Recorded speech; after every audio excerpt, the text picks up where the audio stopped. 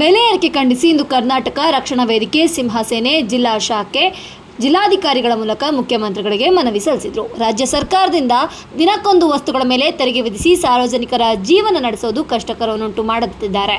ಹಾಲು, ತರಕಾರಿ, ಹಣ್ಣು, ಗ್ಯಾಸು, ಅಬಕಾರಿ, ಸಾರಿಗೆ, ವಿದ್ಯುತ್, ನೀರು, ನೋಂದಣಿ ಶುಲ್ಕ, ಚಾಪ ಕಾಗದ, ಪೆಟ್ರೋಲ್, ಡೀಸೆಲ್ ಇನ್ನು ದಿನಬಳಕೆ ವಸ್ತುಗಳ ಮೇಲೆ ಹೆಚ್ಚಿನ ಶುಲ್ಕ ವಿಧಿಸಲಾಗಿದೆ ಎಂದು ಮನವಿಯಲ್ಲಿ ಸಂಘಟನೆಕಾರರು ಆಗ್ರಹಿಸಿದರು.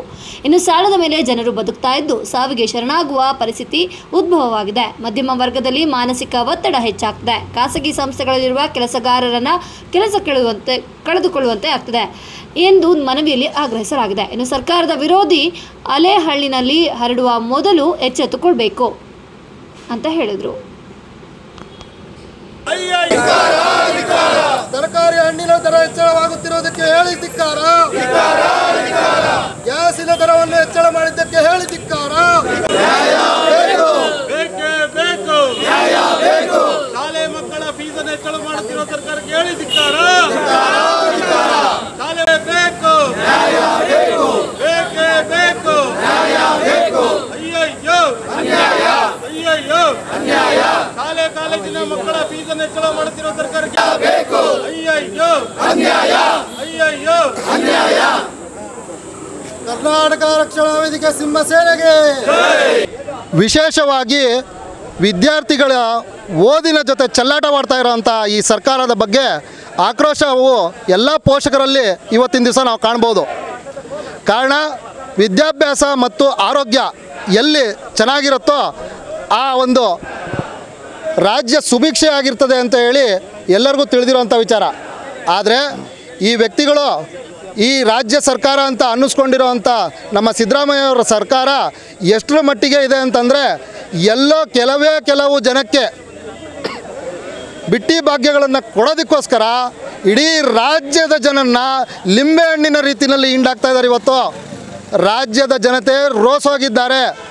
ಇದರ ಪರಿಣಾಮ ಏನಾಗುತ್ತೆ ಅಂದರೆ ಕರ್ನಾಟಕ ರಕ್ಷಣಾ ವೇದಿಕೆ ಸಿಂಹಸೇನೆಯು ರಾಜ್ಯದ ಉದ್ದಗಲಕ್ಕೂ ಗ್ರಾಮ ಶಾಖೆಯಿಂದ ಹಿಡಿದು ಹೋಬಳಿ ಮಟ್ಟದಲ್ಲೂ ಕೂಡ ಇದನ್ನು ಪ್ರಸಾರವನ್ನು ಮಾಡೋದ್ರ ಮೂಲಕ ಕನ್ನಡದ ಹೋರಾಟಗಾರರನ್ನು ಕೂಡ ಇದರಲ್ಲಿ ಜೊತೆಗೆ ಗೂಡಿಸಿಕೊಂಡು ಮುಂದಿನ ದಿನಗಳಲ್ಲಿ ಈಗಿನ ದುರಾಡಳಿತದ ಕಾಂಗ್ರೆಸ್ ವಿರುದ್ಧ ಮತವನ್ನು ಚಲಾಯಿಸಬೇಕಾಗತ್ತೆ ಅಂತೇಳಿ ಈ ಸಂದರ್ಭದಲ್ಲಿ ಎಚ್ಚರಿಕೆಯನ್ನು ಕೊಡ್ತಾ ಇದ್ದೇನೆ.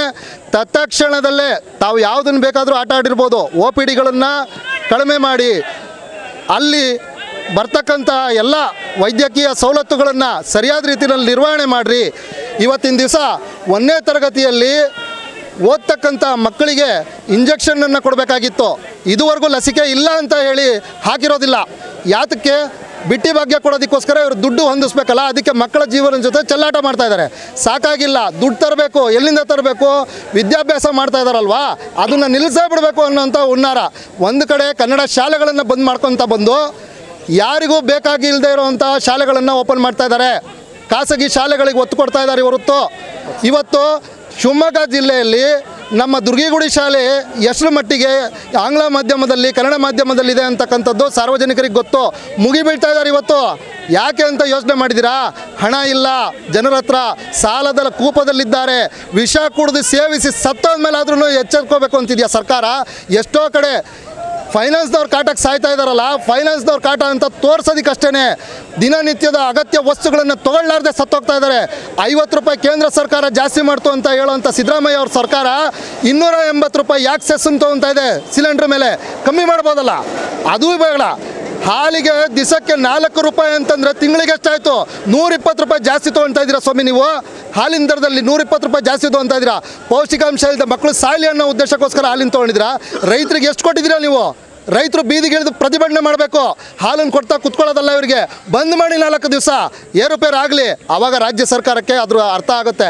ರಾಜ್ಯ ಸರ್ಕಾರ ಇರೋದು ಜನರಿಗೋಸ್ಕರ, ಜನರ ಜೀವದ ಜೊತೆ ಆಟ ಆಡೋದಕ್ಕೋಸ್ಕರ ಅಲ್ಲ ಅಂತ ಹೇಳಿ ಈ ಸಂದರ್ಭದಲ್ಲಿ ಎಚ್ಚರಿಕೆಯನ್ನು ಕೊಡ್ತಾ, ಮುಂದಿನ ದಿನಗಳಲ್ಲಿ ನಿಮಗೆ ಮತನೇ ಇಲ್ಲದೆ ಇರೋಂಥ ಪರಿಸ್ಥಿತಿಯನ್ನು ನಿರ್ಮಾಣ ಮಾಡೋದಕ್ಕಿಂತ ಮೊದಲಾಗಿ ತಾವೆಲ್ಲ ಎಚ್ಚೆತ್ಕೊಂಡು ರಾಜ್ಯದ ಜನತೆಯ ಮುಂದೆ ನಾವು ತೆಲಂಗಾಣ ಸರ್ಕಾರದ ಮುಖ್ಯಮಂತ್ರಿಗಳು ಯಾವ ರೀತಿ ಹೇಳಿದ್ರು ಅದೇ ರೀತಿ ಆಗೋದಿಲ್ಲ ಇನ್ನು ಕೊಡೋದಕ್ಕೆ ಮಾಡೋದಕ್ಕೆ ಇದನ್ನು ನಿಲ್ಲಿಸ್ತೀವಿ ಅಂತ ಹೇಳಿ ಎಲ್ಲದರೊಳಗೂ ಅರ್ಧಕ್ಕರ್ಧ ಕಡಿಮೆ ಮಾಡಿರಿ. ನೀವು ವಿದ್ಯುತ್ ಇರ್ಬೋದು, ನೀರಿರ್ಬೋದು, ಪ್ರತಿಯೊಂದರಲ್ಲೂ ಕಡಿಮೆ ಮಾಡಿರಿ. ರಾಜ್ಯದ ಜನತೆ ಒಪ್ಕೊತಾರೆ. ಯಾರಿಗೋ 2,000 ರೂಪಾಯಿ ಕೊಡೋದಕ್ಕೆ, ಬಸ್ಸಲ್ಲಿ ಹೋಗೋದಕ್ಕೆ, ಕರೆಂಟಿನ ಬಿಲ್ಲು ಫ್ರೀ ಮಾಡಿದ್ದೀವಿ ಅಂತ ಹೇಳಿ ಉಳ್ಳವರ ಹತ್ರ ಇರೋರ ಹತ್ರ ಕಿತ್ಕೊಂಡು ಇಲ್ದೇ